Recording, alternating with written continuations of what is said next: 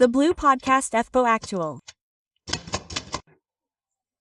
Dear listeners, yes, there was this devastating shooting spree in Graz on September 10th, and immediately afterwards the representatives of the Losing Traffic Light Coalition announced that they wanted to tinker with the Austrian weapons law and tighten it.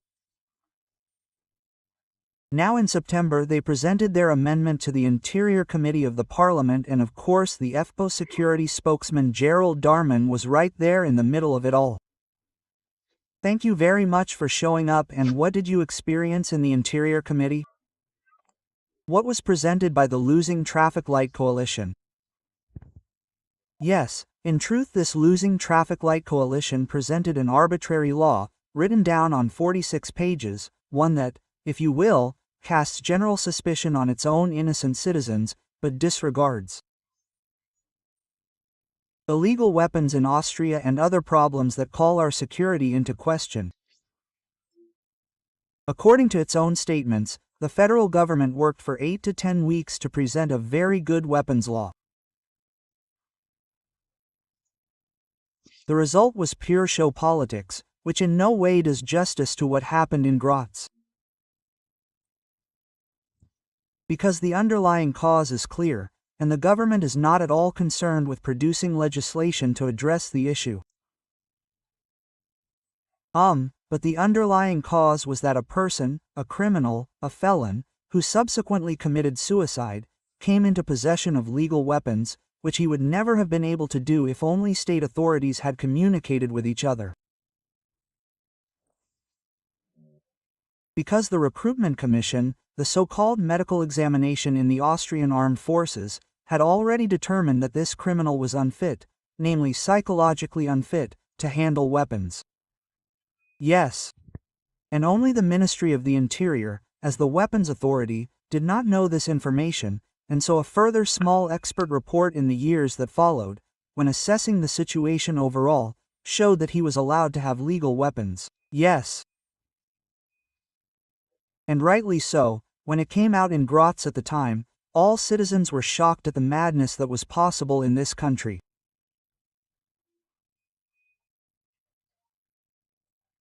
Yes, and the logical conclusion from the problem of a lack of data exchange between the authorities would have been to submit a simple amendment to the law to the National Council. In this amendment to the law, by creating the legal basis for data to be exchanged between the State Ministry of Defense and the Ministry of the Interior in such cases of a weapons application with regard to psychological suitability.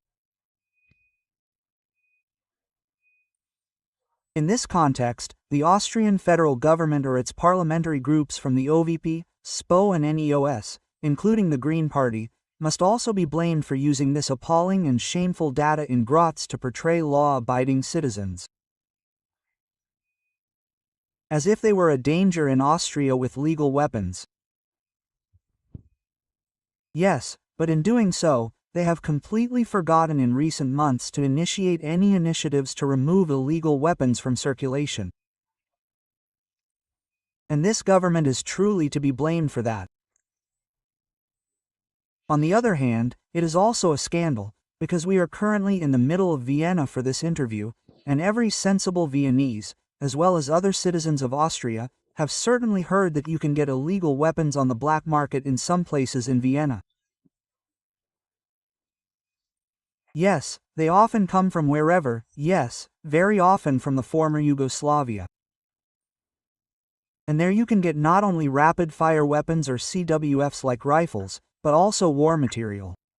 Yes, these are illegal weapons. No action is being taken against them. No action is being taken against the criminals. In truth, the Minister of the Interior is doing too little to combat this black market. I wouldn't have heard anything about it in the last few months anyway, because law-abiding citizens were portrayed as a threat. But the fact is, so much is happening there and the figures confirm it. Yes. You have now also reported another case, not where a man in the 2nd District, a Serb, shot his wife and daughter with illegal weapons. That's right, with an illegal weapon. And he had already had a weapons ban for 10 years. Yes, and now we can put 2 and 2 together. Yes, those who have the intention of committing a crime will find ways and means to do so. You mentioned some interesting figures in a press conference on September 18 together with Secretary General Hafenecker and spokesman Reifenberger, right? Since 2015, more legal weapons have been registered in Austria, but the interesting thing is that fewer crimes have been committed with them.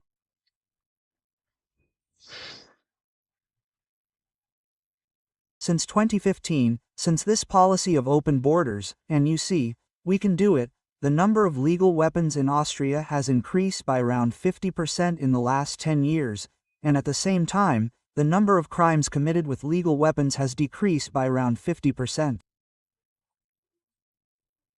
Yes, that means there is no correlation, as is repeatedly claimed by the left, more legal weapons, more crime.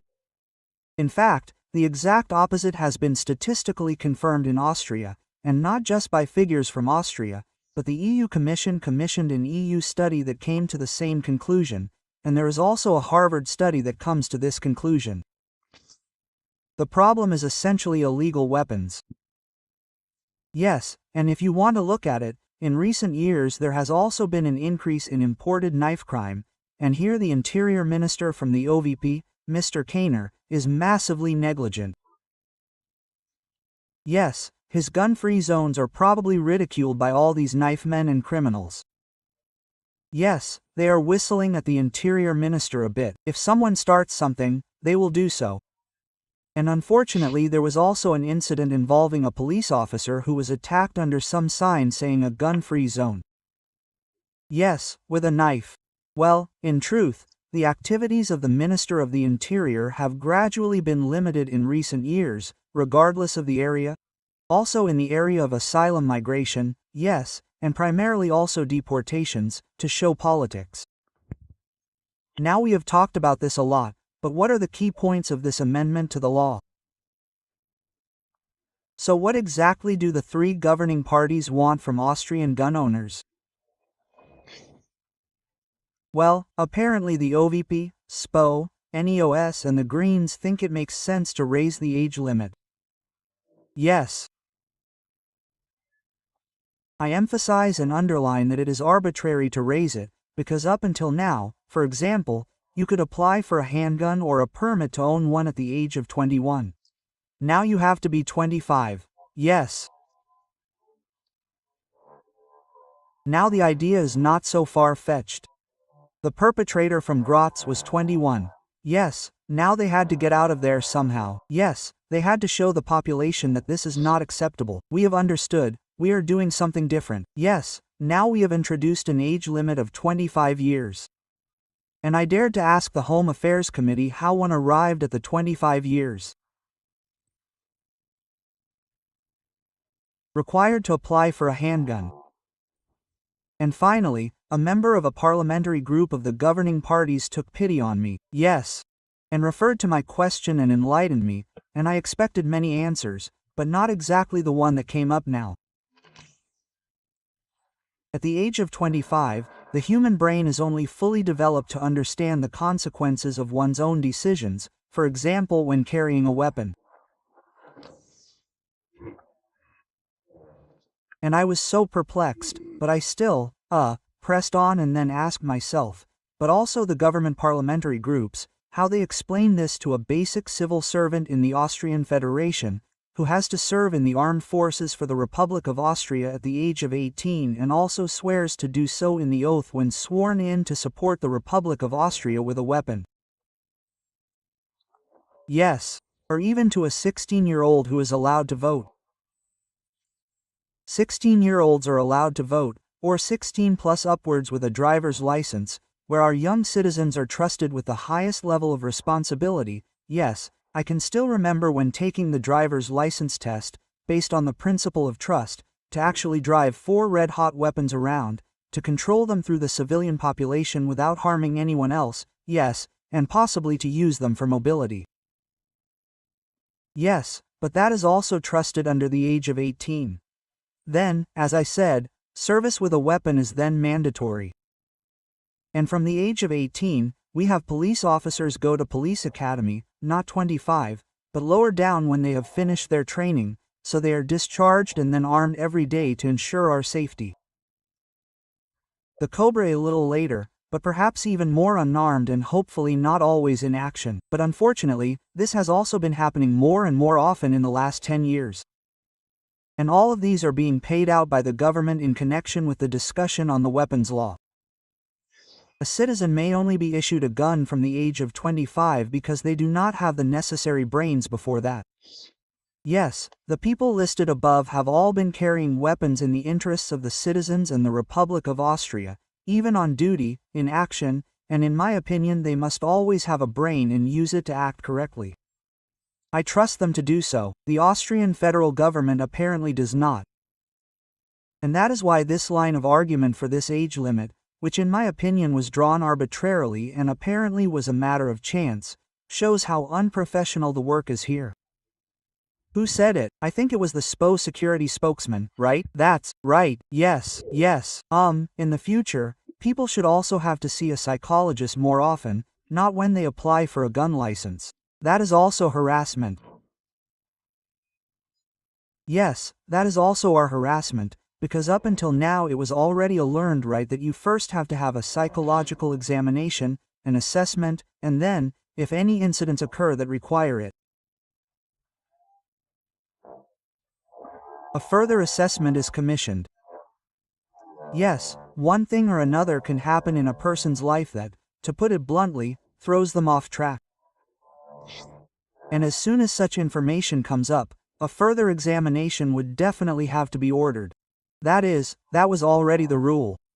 And now the federal government has said, well, 5 years after the initial assessment, we will do another assessment. We won't need it anymore after that. Yes.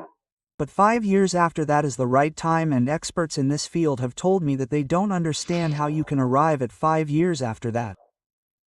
Yes, either there is a need to conduct a further assessment due to some incident, yes, or not. But just to set a period of 5 years, why was it 7 years or 10 years or 3 years? Yes, you could hit the nail on the head, but you could also miss the mark completely. But in reality it is a huge expense, namely financial, for more bureaucracy. And if even experts from the field of psychology believe that this completely detracts from the goal of a sensible, practical law, then I believe these gentlemen. Now, according to this amendment to the law, owners of long guns have to be checked every 5 years. That means even more work, also personnel costs for the police, who are already 2 years old. As you know, overtime has been cut.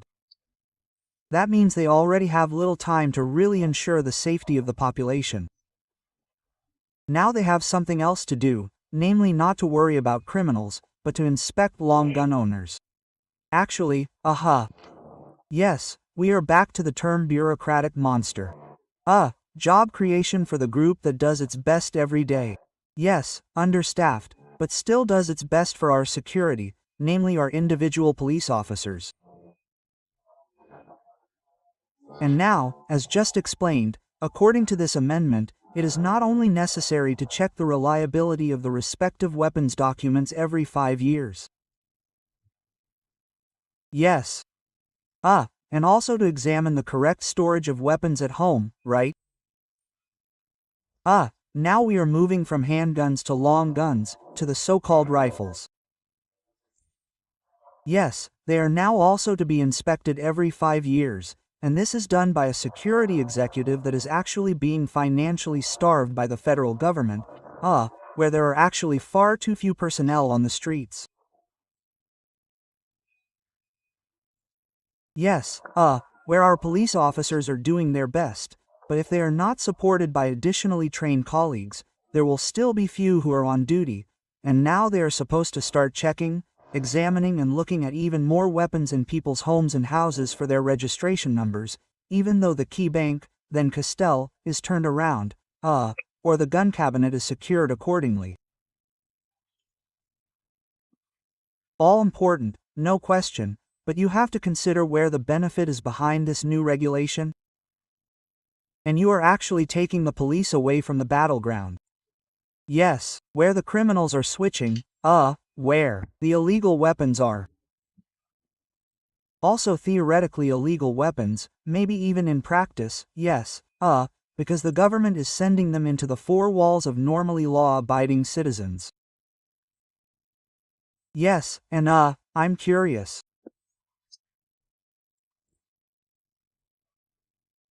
I believe that this is also doomed to failure, but the government coalition has shown in the committee that it has no interest at all in perhaps taking another look at this and questioning one or the other illogical, even unconstitutional, arbitrary rule, because today in the committee we submitted a motion, namely I personally, to decide on a postponement of this amendment, in order to really take sufficient time, not to rush into things, yes, to be able to properly discuss it again with the experts, to involve all parties again, because in our opinion there has to be a balance between security on the one hand, but also the freedom of the citizens on the other.